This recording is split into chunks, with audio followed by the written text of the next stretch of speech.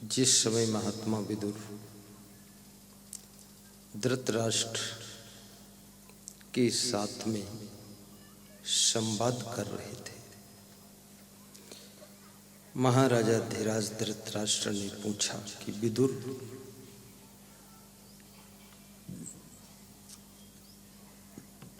जिनको तादाद से ज्यादा चिंता रहती है, जिनके मन में भय रहता है,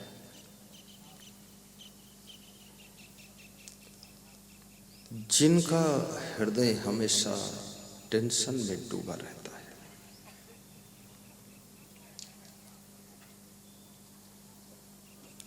उनकी क्या क्या हानियां होती है।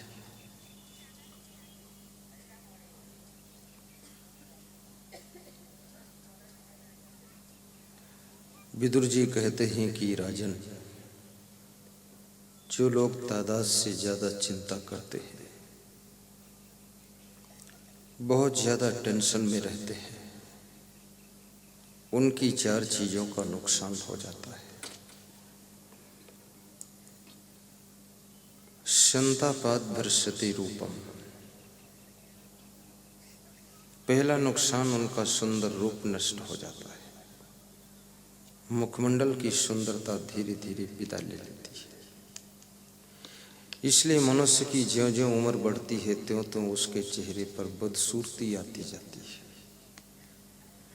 बदसूरती का कारण है कि तुम चिंता ज्यादा करते हो, और टेंशन की पहचान होती है कि तुमको नींद अच्छी नहीं आई।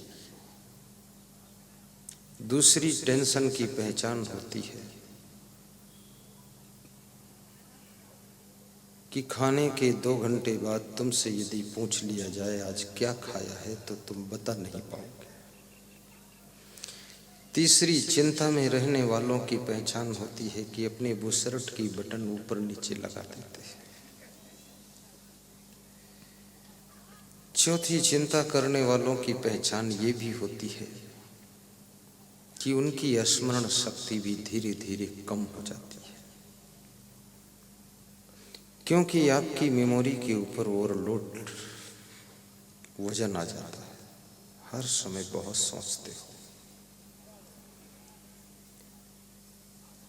इसलिए सोने के समय केवल सोइए और खाने के समय प्रेम से खाइए,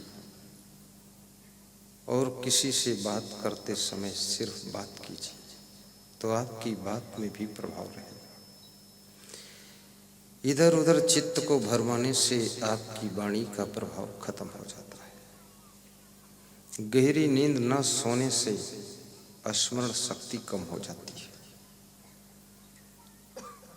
सोते समय भी सोचने से मनुष्य के चेहरे की सुंदरता कम हो जाती है,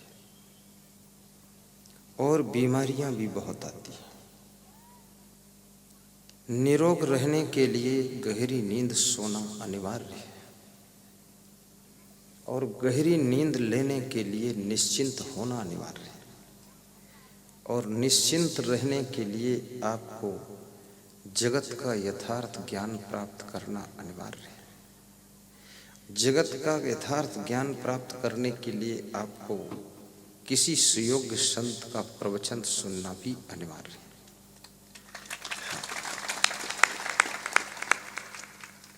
एक सज्जन इस सभा में आए हैं, बूढ़े हैं, कह रहे थे मैं तो साधु वाधु संत के पास तो जाता नहीं था, 60-65 साल निकल गए हमारे।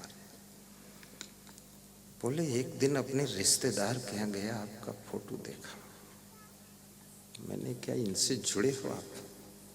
बोले इनसे जुड़े भी हैं, इनकी ओर मुड़े भी हैं। बोले वहां से मैं देखा कि ये संत कुछ फोटो में भी ठीक दिख रहा, तो होगा ठीक।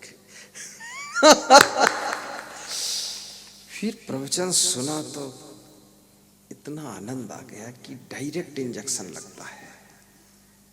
वो बाबा इसी में कहीं बैठा होगा, और इतना गुरुदेव सुधार हुआ है, मेरा भी सुधार हुआ है। तो ये सत्संग हमारे भीतर सुधार करता है। और उस सुधार से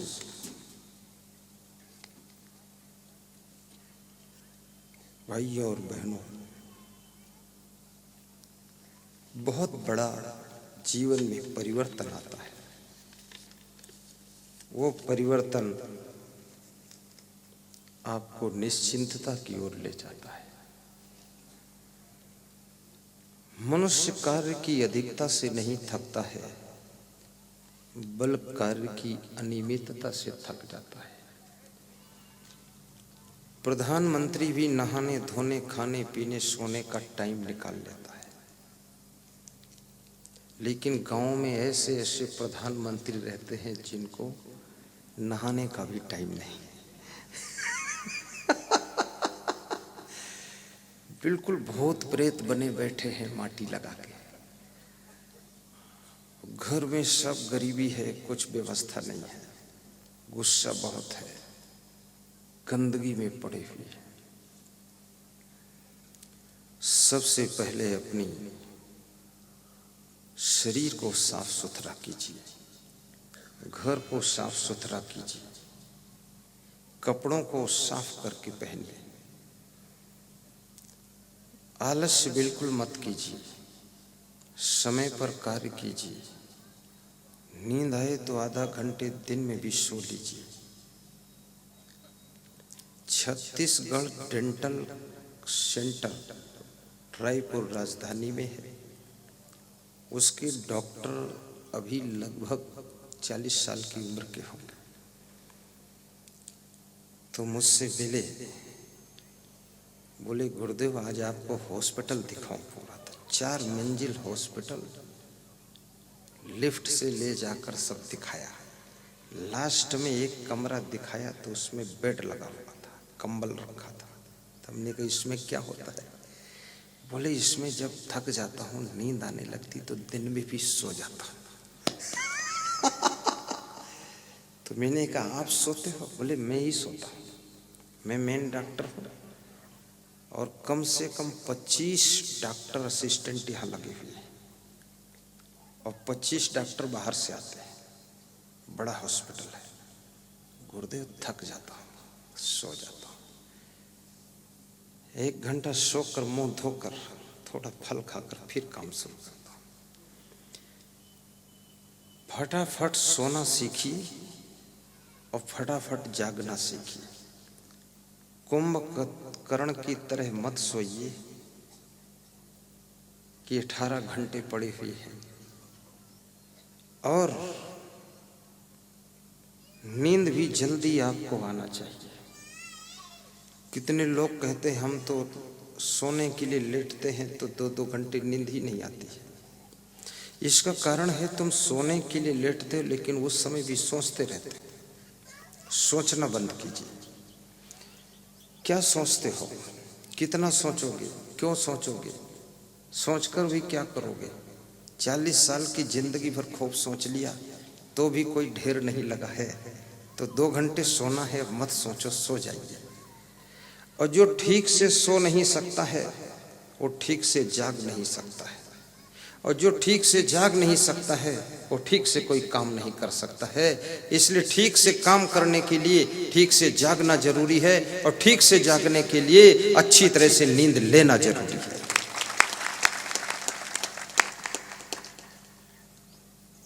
गहरी नींद में तुम्हारे शरीर को पूरा रिलैक्स मिल जाता है,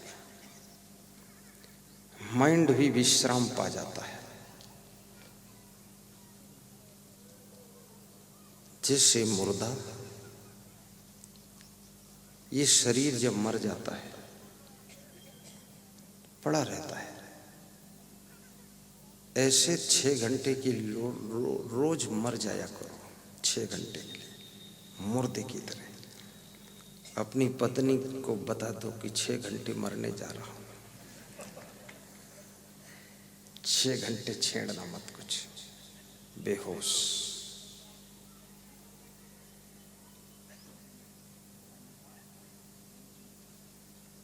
और अच्छी नींद अगर लेना चाहते हो तो हाथ पैर धोकर, थोड़ा मुंह धोकर, नाक साफ करके, कीचड़ साफ करके, 2 घूंट पानी पीकर पैरों को हल्का सा कपड़े से हल्का पोंछना, ज़्यादा टाइट नहीं।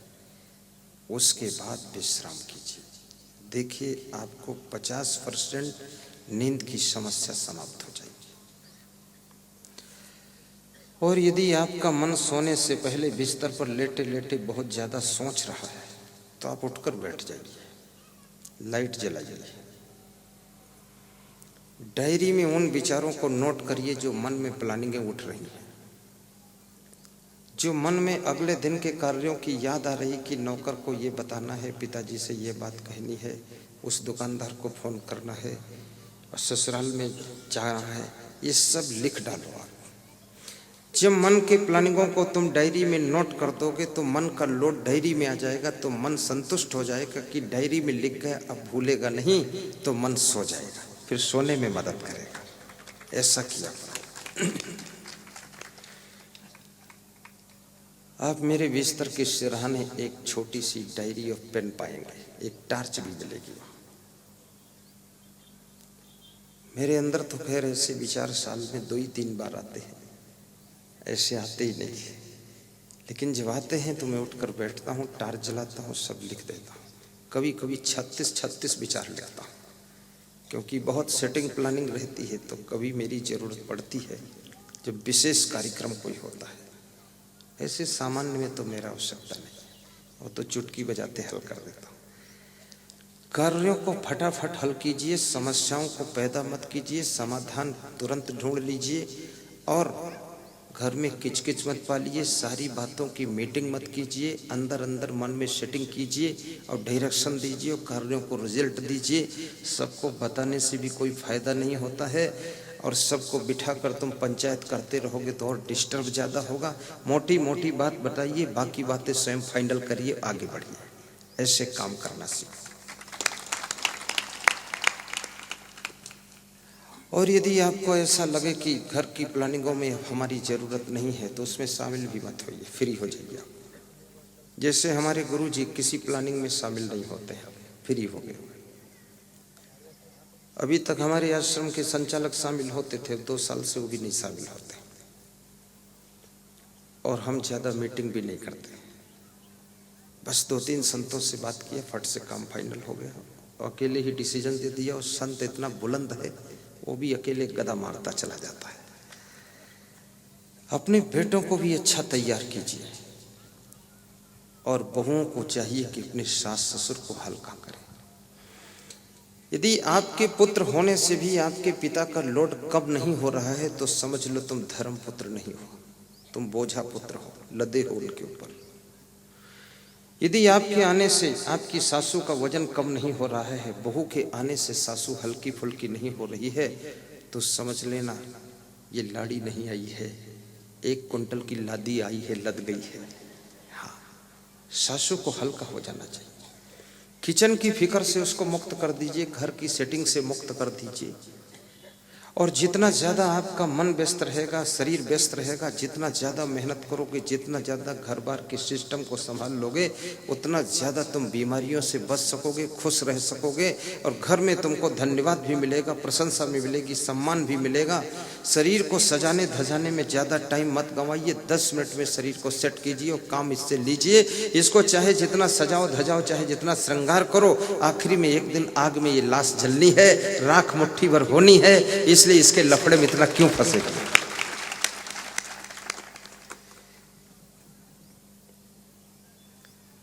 मनुष्य तब बहुत सुंदर दिखाई देता है जब वास्तव में वो खुश होता है, और खुश तभी मनुष्य होता है जब उसके अंदर टेंशन नहीं होती है, और टेंशन तभी नहीं रहती है जब उसके सभी कार्य कंप्लीट होते हैं। सही डिसीजन लीजिए, फालतू कामों में हाथ मत डालिए, हानि हो जाए तो उसको भूल जाइए और परस्पर प्रेम से रहने का अभ्यास कीजिए। 24 घंटे में आधा घंटे समय अपनी फैमिली की सर्विसिंग के लिए निकालिए। आप गाड़ी की सर्विसिंग महीने में कराते हो, कृपया फैमिली की सर्विसिंग डेली करना पड़ेगा, अन्यथा फैमिली की गाड़ी डिस्टर्ब हो जाएगी। ये जीप कार को चलाना आसान है, फैमिली की गाड़ी चलाना, आश्रम की गाड़ी चलाना, जमात की गाड़ी चलाना, राजनीतिक पार्टियों की गाड़ी चलाना, रिश्तेदारों की गाड़ी चलाना, ये सब गाड़ी चलाना बहुत कठिन काम है। तुम किसी के ड्राइवरी की लाइसेंस लेकर के छोटी मोटी गाड़ी, कार, जीप चला लोगे, उसमें ज़्यादा खास बात नहीं है। लेकिन सबसे गाड़ी तो परिवार की गाड़ी कठिन है। इस परिवार की गाड़ी के कुशल ड्राइवर बनो। कहीं अचानक ब्रेक ना मारना जो परिवार की गाड़ी पलट जाए, और कहीं इतनी स्पीड से मत हाँकना जो सवारी ही नीचे गिर जाए। इस परिवार की गाड़ी को चलाने की कला सीखो। आश्रम की गाड़ी को भी अच्छी तरह चलाओ।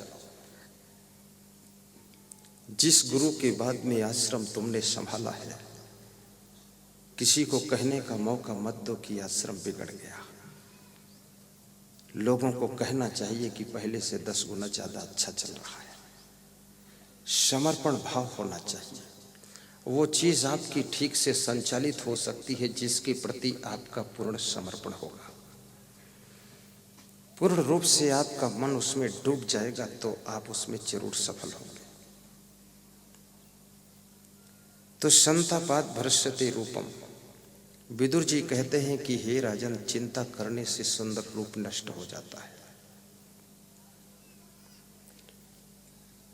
इसलिए चिंता को कैसे कम करोगे? कभी कभी तुमको अपनी बीमारी की भी चिंता होती है कि मेरे किडनी में पथरी है। किडनी में पथरी है, सबसे सरल दवा है कि 1 गिलास गर्म पानी सुबह पीजिए, 1 गिलास गर्म पानी शाम को पीजिए। ठंडा पानी कभी मत पीजिए, नॉर्मल पानी खूब पीजिए। भोजन कम कीजिए। लघुशंका जितना ज़्यादा जाओगे, जितना जोर से लघुशंका लगेगी, पथरी वथरी सब निकल जाएगी, हिमालय भी निकल के बाहर हो जाएगा। तुम पथरी लिए घूमते हो फालतू नाटक करते।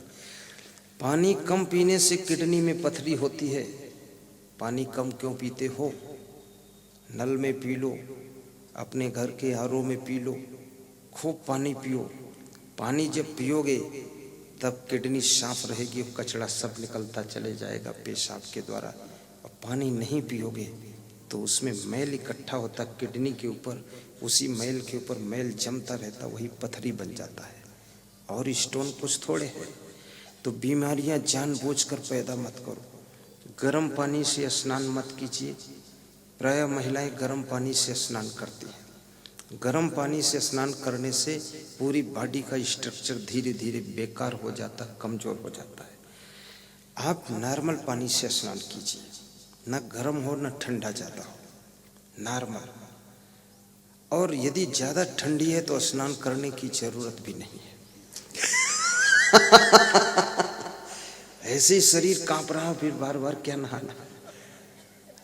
हमारे यहाँ तो 1-2 साधु है तो उसको 10-15 दिन स्नान मना कर देता। शरीर में कमजोरी है। कपड़े को पानी में भिगा लो, गीला कर लो, निचोड़ लो, गीले कपड़े से बदन पोंछ लो, नया कपड़ा पहन लो। लोग पूछे स्नान हो गई, कह दो सुबह ही हो गई थी तो। हाँ, ये बार बार नहाने से कोई उससे क्या फायदा है? आपका शरीर इतना सह नहीं पा रहा तो क्यों नहा रहे? और गर्मियों में खूब नहा लो, स्नान करो आराम से। सर्दियों में थोड़ा कम नहाओ, हल्का नहा लो। जब बाथरूम जाइए तो गर्म पानी शौच के लिए यूज कर लीजिए, कभी भी आपको कोई गुप्त रोग नहीं होगा। भोजन के पश्चात में पेशाब जाइए, भोजन के पहले लघुशंका जाइए, आपको कभी गैस ट्रबल की बीमारी नहीं होगी। ये फ्री की दवाइयाँ हैं लेकिन आलसियों के बस की नहीं है। आलसी आदमी तो लघुशंका जाने के डर से तो पानी नहीं पीता है, इतना मक्कार है। वो जानता है फिर लघुशंका जाने का पींग नहीं हुई। अब ये क्या कोई तुम्हारी मनमानी से शरीर चलेगा? और शरीर के सिस्टम को भी समझिए आप। शरीर में 60 ग्राम केमिकल हर घंटे में पेट के अंदर तैयार होता आंतों में।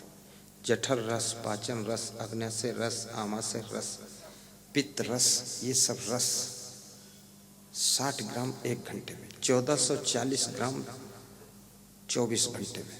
रात में तुम सोते हो फिर भी अंदर केमिकल बन रहा है। तुम बैठे प्रवचन सुन रहे हो, अंदर केमिकल बन रहा है। तुम स्नान करते हो, केमिकल बन रहा है। तुम लेटे रहते हो, केमिकल बन रहा है।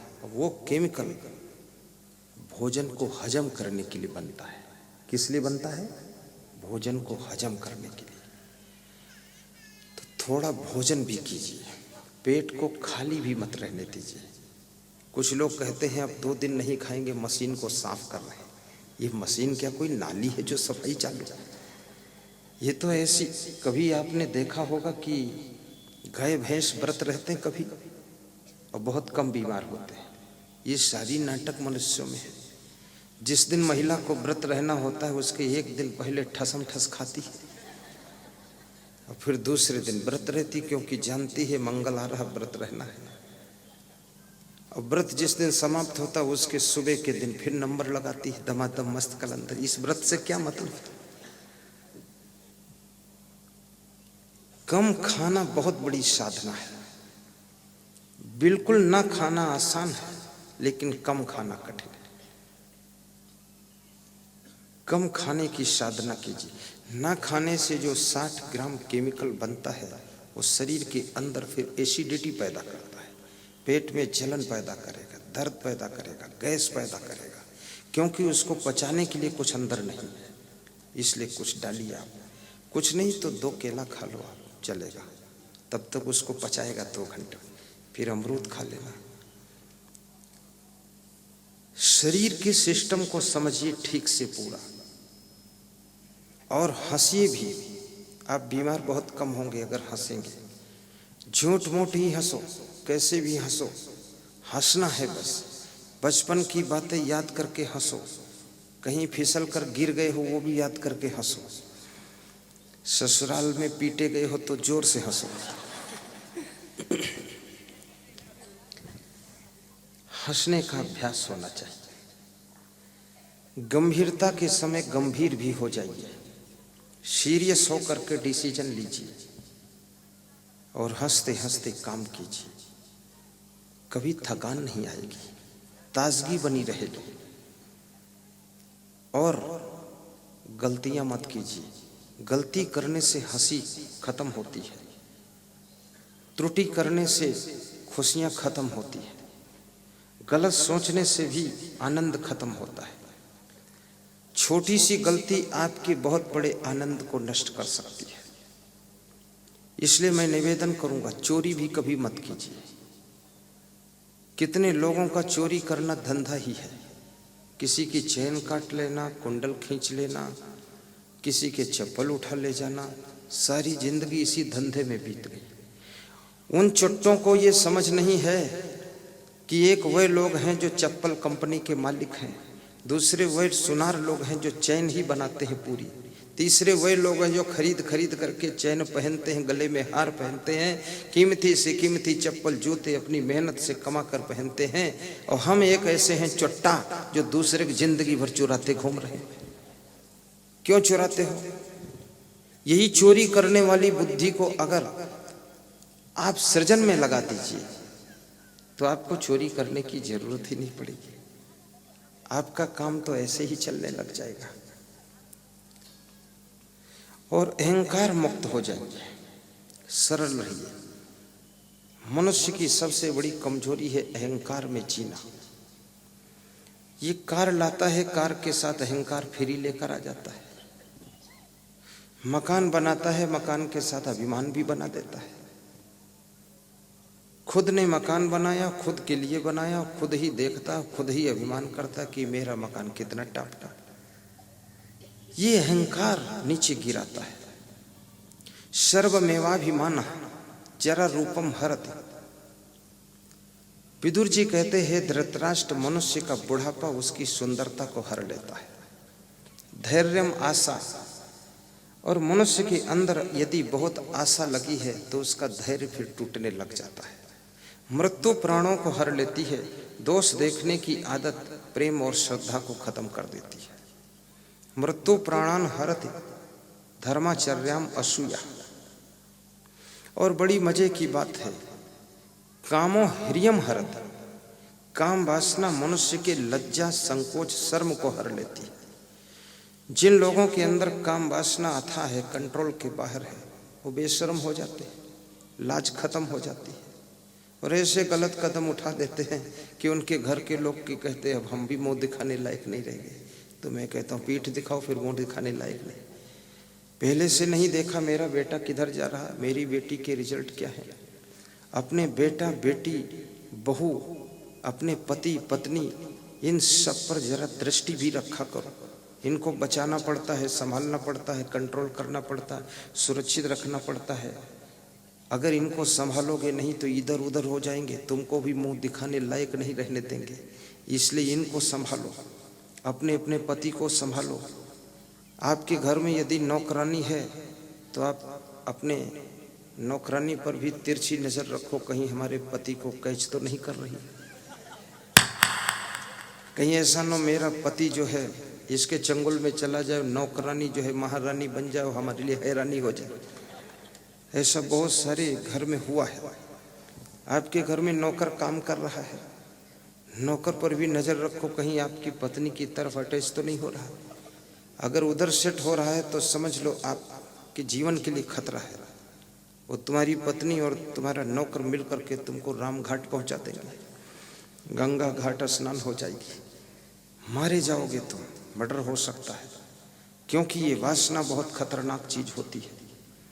वासना से ज्यादा खतरनाक इस दुनिया में कोई नहीं है। और वासना के खतरों से बचाने वाला यदि कोई है तो उसका नाम भक्ति और उपासना है। उपासना ही वासना को जीतती है।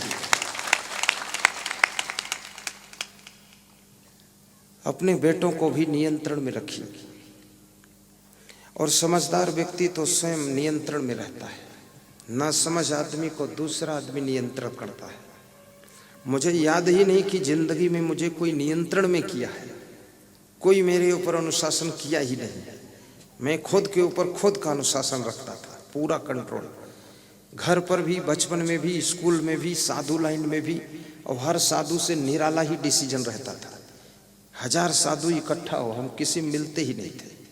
किचकिच मचाते रहो, तुम्हारे साथ शामिल नहीं होगा। कोई डबल जलेबी लेकर खा रहा, हमने कहा खाते रहो, मैं अपनी भी दे देता हूँ। खूब खाओ, खूब सो, बर्बाद करोगे जिंदगी अपनी। क्यों खाते हो इतना, डबल डबल लेते हो? डबल तो लेना ही नहीं चाहिए, क्योंकि डबल लोगे तो किसी को सिंगल भी नहीं मिलेगा। वितरण प्रणाली का सिस्टम बिगड़ जाएगा और उसका पाप आपके ऊपर लगेगा। इसलिए डबल लो मत। जितना 2-2 जलेबी मिली उतनी ही लो। और जलेबी में भी कुछ भी नहीं है, न बर्फी में है, न पेड़ा में है। वास्तव में जो तुम खाते हो अगर ठीक से डाइजेस्ट हो जाता है, ठीक से हजम हो जाता है, तो खिचड़ी भी आपके लिए बहुत अच्छी चीज है। जीवा का लालच कभी मत कीजिए। जरा रूपम हरत कामो ह्रियम हरत, शीलम अनार्य सेवा। अनाड़ी व्यक्ति की, नीच व्यक्ति की, चरित्रहीन की सेवा करने से अपना शील गुण नष्ट होता है, अपना चरित्र कमजोर हो जाता है। और क्रोधा श्रियम हरति, बड़ी महत्वपूर्ण बात विदुर कह रहे हैं कि क्रोध करने से लक्ष्मी खत्म हो जाती है। इसलिए आप देखिए, जिनके घरों में ज्यादा गरीबी है उनके घरों में क्रोध करने वालों की संख्या ज्यादा मिलेगी। पत्नी भी क्रोधी होगी, माँ भी क्रोधी है, बाप भी क्रोधी है, भाई भी क्रोधी है, पूरे घर के, उनके घर के जानवर भी क्रोधी है। वो सब देख देख करके उनको भी गुस्सा आ रहा है। ज्यादा क्रोध करने वालों के घरों में लक्ष्मी विदाई ले लेती है। इसलिए कृपया क्रोध से बहुत बड़ा नुकसान होता है। मैं निवेदन करूंगा, गुस्सा को कंट्रोल कीजिए। अब तुम मेरे से पूछोगे गुस्सा कैसे कंट्रोल होती नहीं, कैसे कंट्रोल करें? आप कहते हो कंट्रोल करो, तो कैसे कंट्रोल करूं? मैं बताता हूं ऐसे कंट्रोल करो, जैसे कंट्रोल करते हो वैसे कंट्रोल करो। तो तरीका बता देता हूं। क्या? जब तुम्हारी आंख, तुम्हारी अंगुली तुम्हारी आंख में लग जाती है, आंख में दर्द होता है, क्या अपनी अंगुली को डंडे से पीटते हो? क्या अंगुली को चाकू से काटते हो? क्या सहन नहीं करते हो? क्या बर्दाश्त नहीं करते हो? क्यों बर्दाश्त करते हो? जैसे अपनी अंगुली आंख में लगने से आंख में दर्द होती है, फिर भी अंगुली को तुम क्षमा कर देते हो, ऐसे अपने घर परिवार के लोगों को अपना ही मान करके उनकी भी गलती को क्षमा कर दिया करो। गाइए, क्षमा बड़न को चाहिए, छोटन को उत्पात। विष्णु की क्या घट गई, जो भृगु ने मारी लात। क्षमा बड़न को चाहिए, छोटन को उत्पात। विष्णु की क्या घट गई, जो प्रभु ने मारी लात। क्रोध सबन को काल है, क्रोध ही है जंजाल। शिव दुर्वासा क्रोध बसे, बहुत ही भय बेहाल। कपिल मुनि ने क्रोध बसे, मारे सगर के पूत। सनकादिक ने क्रोध करी, राक्षस किए हरिदूत। निज कर लागे निज ही तन, अंगुर गए निज आँख। दसन चबाई जीभ निज, काको क्रोध करी बाँक। जैसे जीभ को कभी कभी आपके दांत काटते हैं ना, कभी कभी, रोज नहीं काटते हैं, कभी कभी। वो भी तुम्हारी गलती से काटते, तुम जल्दबाजी करते हो। तुम जितनी स्पीड करो उतना स्पीड से जीभ चल जाती है। तुम मन जो है ना, मन को तुम कमांड देते हो, मन इंद्रियों को कमांड कर देता है, तो उतना जल्दी से जीभ घूम जाती है और दांत भी साथ में चल जाते, तो लपेट में आ गई तो कट जाती है। तो गलती आपकी है उसमें। लेकिन दांत जब जीभ को काट देते हैं तो दांतों को तुम तोड़ते नहीं हो। तुम जानते हो कि दांत भी हमारे हैं, जीभ भी हमारी है। हमारे दांतों ने ही हमारी जीभ को काटा है। अगर दांतों को तोड़ूंगा तो वो भी दर्द हमको ही सहना पड़ेगा। जैसे तुम दांत और जीभ को अपना मान करके सह लेते हो, समता कर लेते हो, ऐसे भी अपने घर में भी थोड़ा समता कर लिया करो। निज कर लागहि निज ही तन, अंगुर गई निज आँख। दसन चबाई जीभ निज, काको क्रोध करी बाँक। ऐसे सबहि विचारिए, क्रोध न करिए भाई। सब तेरे तो सबन का, काको जान रिसाय। क्रोधाश्रियम हरति, ये क्रोध लक्ष्मी को नष्ट करता है। और क्रोध भी क्या है, ये भी आदत है। पूरी जिंदगी मनुष्य की हैबिचुअल लाइफ है। मन भी आदत पकड़ता है, इंद्रियां भी आदत पकड़ती हैं, शरीर भी आदत पकड़ता है, और वाणी भी आपकी आदत को पकड़ती है। और आपका नेचर, आपका जो स्वभाव है, ये भी आदत में ही चलता है। और जैसा तुम 7 बार करोगे वो 8वीं बार आदत में बदल जाएगा। और 21 बार उसको दोहराओगे तो वो ऐसी मजबूत आदत बन जाएगी, फिर छूटना कठिन हो जाएगा। इसलिए खुश रहने की आदत बनाइए, क्षमा करने की आदत बनाइए। छोटी छोटी बातों के झिकझिक में मत पड़िए। कुछ चीजें ऐसी हैं जो समय पर अपने आप ठीक होती चली जाती है। तुम ज्यादा मेंटेनेंस करने के चक्कर में भी मत पड़ो। आपकी पत्नी कभी सुस्त बैठी हो, पूछना मत क्यों सुस्त हो। पूछोगे तो बीमारी और बढ़ेगी। चुपचाप थैला लेकर निकल लो दुकान पर, शाम तक आओगे ठीक हो जाएगी। ज्यादा पूछताछ करोगे क्या कारण है, क्या रीजन है, क्या हो गया है, तो फिर लफड़ा लंबा बता देगी। ये सब ज्यादा उसके चक्कर में नहीं पड़ना है। और सुस्त रहा भी मत करो, प्रसन्न चित्त रहा करो। तुमसे जो जो लोग प्रेम रखते हैं वे तुमको सुस्त देखना नहीं चाहते, उदास देखना नहीं चाहते। कोई माँ नहीं चाहती कि मेरा बेटा उदास बैठे, कोई माँ नहीं चाहती मेरी बेटी सुस्त बैठे। माता पिता यही चाहते हैं कि बेटा हर समय खुश रहे, एक्टिव रहे, चंचल रहे, थोड़ा तेज रहे, तो उनको अच्छा लगता है। छोटा बच्चा है, खेले कूदे तो उनको अच्छा लगता है। अगर किसी दिन वो बैठा रहे तो माँ को संदेह हो जाता कुछ बीमार है क्या। जो जो तुमसे प्रेम करने वाले हैं तुमको खुश देखना चाहते हैं, और आपकी खुशियों से उनकी खुशियां जुड़ जाती हैं, क्योंकि इतना आपसे वे जुड़ चुके हैं। परंतु याद रखना, आसक्ति के रूप में, ममता के रूप में, मोह के रूप में, वासना के रूप में किसी से जुड़ना ही मत। जुड़ना अगर तो प्रेम के रूप में जुड़ना। प्रेम एक ऐसी चीज है जहाँ पर मोह भी नहीं होता है और वासना भी नहीं होती है, उस तत्व का नाम प्रेम होता है। और जो प्रेम मोह में बदल जाए वो प्रेम प्रेम नहीं कहा जाता है, वो तो प्रेम फिर बंधन बन जाता है। प्रेम को प्रेम ही रहने दो, प्रेम के महत्व को समझो। सदगुरु कबीर साहब ने प्रेम के बारे में कितना बताया है कि पोथी पढ़ी पढ़ी जग मुआ, पंडित हुआ न कोई, 2.5 अक्षर प्रेम का पढ़े सो पंडित हुआ। पोथियां पढ़ने से कोई पंडित नहीं होता है, ब्राह्मण के घर में पैदा होने से भी कोई पंडित नहीं होता है। पंडित कौन होता है? यस्य सर्वे समारंभा काम संकल्प वर्जिता ज्ञानांग दद कर्माणम तमाहु पंडितम बुध। समो तमस तपः शौचम शांति आर्जवम ज्ञानम विज्ञानम आस्तिक्यम ब्रह्म कर्म स्वभावजम। जितेन्द्रिया स्वाध्याय अभ्यसनम चा।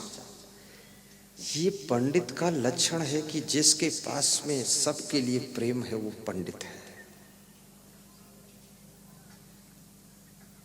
पशु पक्षियों से भी जो प्रेम करता है, जो अपने घर के सामान से भी प्रेम रखता है, जो व्यक्ति कपड़ों को भी प्रेम से संभालता है, और जो व्यक्ति गरीब अमीर सबसे प्रेम करता है, जो अपनी पत्नी से भी प्रेम करता है और माँ से भी प्रेम करता है। प्रेम का स्वरूप इतना विराट होता है, पूरी दुनिया से तुम प्रेम करो तो भी वो कम नहीं होता है। और मोह तुम पूरी दुनिया से कर नहीं सकते हो, मोह तुम केवल 1-2 लोगों से ही कर सकते हो, एक फैमिली से कर सकते हो, लेकिन प्रेम तो सबसे कर सकते हो। सासू को प्रेम का सागर होना चाहिए। आपके पास जितनी बहू हों, 1 हो, 2 हो, 10 हो, 6 हो, 16 हो, सभी से प्रेम कीजिए। बहुएं तो 16 प्रकार की हो सकती हैं, लेकिन सासू तो एक ही, वो एक ही प्रकार की है। और सभी बहुओं के निशाने में सासू है कि मेरी सासू मेरी सासू। तो सासू को चाहिए कि सबको प्रेम ऐसे दे जैसे सूरज सबको रोशनी देता है, ऐसे सास ससुर सभी बहुओं को प्रेम देना चाहिए। कोई कम काम कर पाती हो तो भी, कोई थोड़ा ज्यादा सोती हो तो भी, कोई थोड़ा नाराज हो जाती हो तो भी, क्योंकि सूरज को कोई नमस्कार करता है तो भी सूरज रोशनी देता है, कोई जल चढ़ाता तो भी रोशनी देता है, कोई नमस्कार नहीं करता तो भी रोशनी देता है, कोई सूरज की ओर देखता ही नहीं, धन्यवाद भी नहीं देता तो भी रोशनी देता है।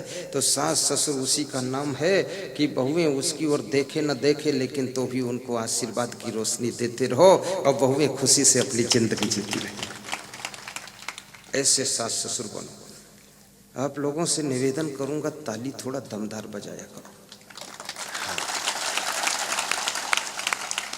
इतनी कमजोर तालियां ये छिंदवाड़ा में कैसे बज रही हैं बताओ। नया वर्ष है, नया मुख्यमंत्री भी है और नया नया साधु भी आया है, और तालियां ये वही पुरानी old model tip top top. हाँ, थोड़ा जोर से मारो।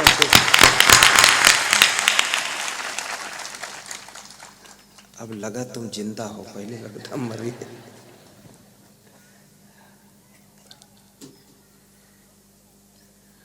अभी मैं जिस गांव से प्रवचन करके आया हूँ, उस गांव का नाम था हीवरखेड़। क्या नाम था? डिस्ट्रिक्ट बैतूल, तहसील मुल्ताई। बड़ा प्यारा गांव था।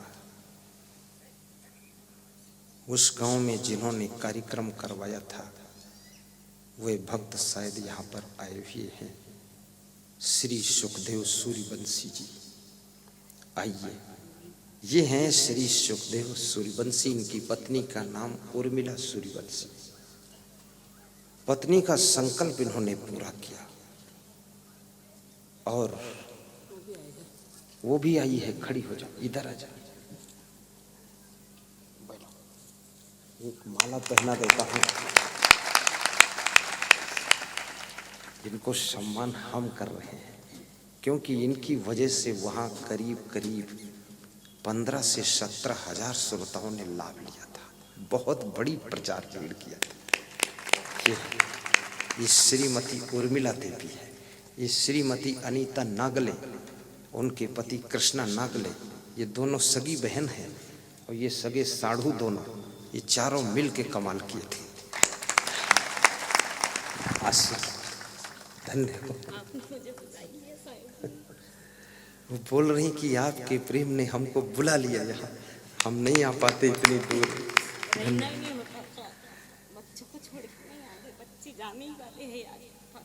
और वहाँ घर में भी रोती थी, वो जब मिलती है उनको रोना ही आता है कि गुरुदेव क्या कहूँ, कहना कुछ आता नहीं, रो लेती हूँ।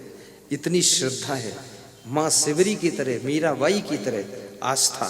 एक बार जोर से ताली बजा के उसका सम्मान।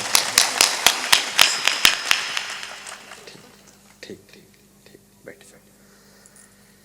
आंसुओं की धारा से अचमन होगा, उस दिन सफल मेरा जीवन होगा।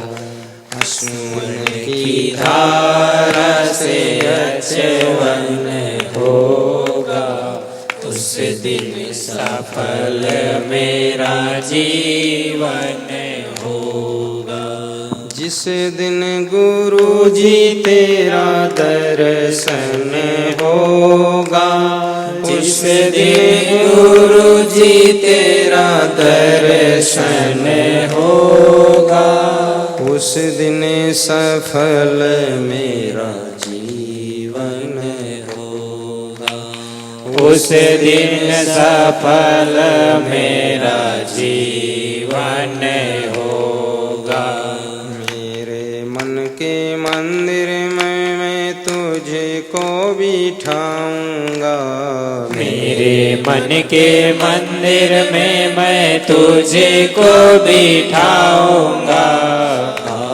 भरे उपहार चरणों में चढ़ाऊंगा, भाव भरे उपहार चरणों में चढ़ाऊंगा। आंसुओं की धारा से अचमन होगा, आंसुओं की धारा से अचमन होगा, उस दिन सफल मेरा जीवन होगा। उस दिन सफल मेरा जीवन होगा।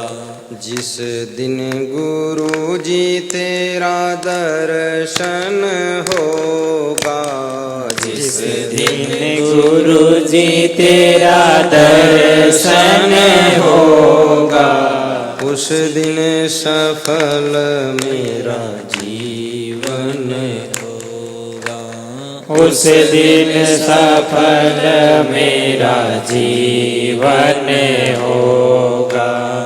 जिस दिन गुरु जी तेरा दर्शन होगा, उस दिन सफल मेरा जीवन होगा। उस दिन सफल मेरा जीवन होगा। बोलिए सद्गुरु भगवान की जय।